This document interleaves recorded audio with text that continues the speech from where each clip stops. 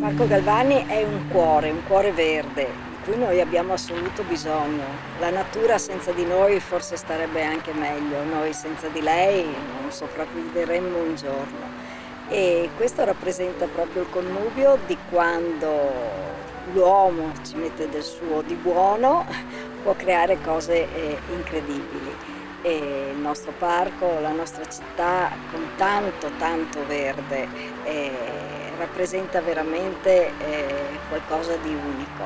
Il verde e sempre di più l'attenzione che c'è verso questo elemento, lo voglio chiamare così, della natura, è un punto fondamentale che dobbiamo rispettare, dobbiamo mantenere. E a me interessa molto il discorso del mantenere, perché il mantenere è qualcosa di diverso dal tenere bene una strada, tenere bene un palazzo, tenere bene un edificio. Il mantenimento e la curatela, questo è un termine che mi piace utilizzare. Quando è stato inaugurato ho usato una frase che è piaciuta molto ma che voglio ripetere: per favore calpestate l'erba.